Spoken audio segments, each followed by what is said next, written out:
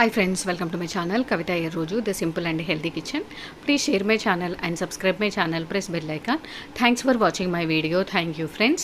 Thanks a lot. ఈ రోజు చెల్లి చేసిన నాటుకోడి పులుసు. ఈ నాటుకోడికి 4 పెద్దవి స్పూన్స్ ఆయిల్, ఒక పెద్ద ఉల్లిగడ్డ, ఒక 4-5 పచ్చిమిర్చి, పసుపు 1 టీ స్పూన్,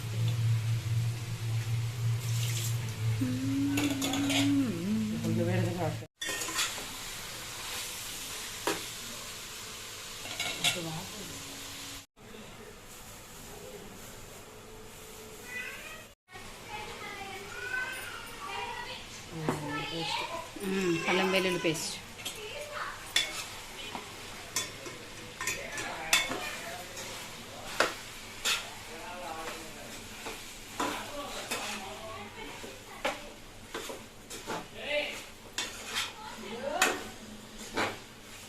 సాల్ట్ ఉడకడానికి కదా 1 స్పూన్ కదా, 4 స్పూన్లు వేస్తావా ఉడకడానికా? జస్ట్ సరే, అది మళ్ళీ కారం వేసినప్పుడు మళ్ళీ వేస్తాం కదా. ఇది కొంచెం స్పూన్లు అనుకోరాదు ఇది కారం.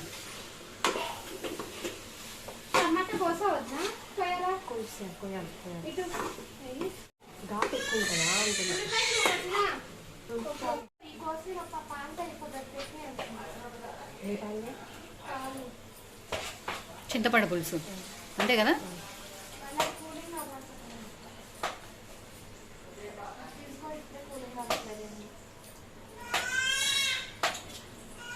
చింతపండు పులుసు, 1 గిన్నెడు నీళ్ళు అంతేనా.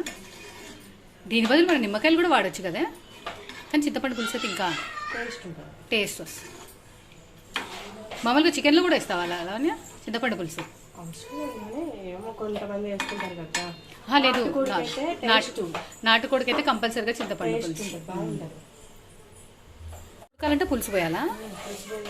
కానీ టేస్ట్ ముక్క దాంట్లోనే ఉంటుంది. ఓకే, ఇందులోనే తెలుస్తుంది మనకి టేస్ట్ అనేది. ఓకే,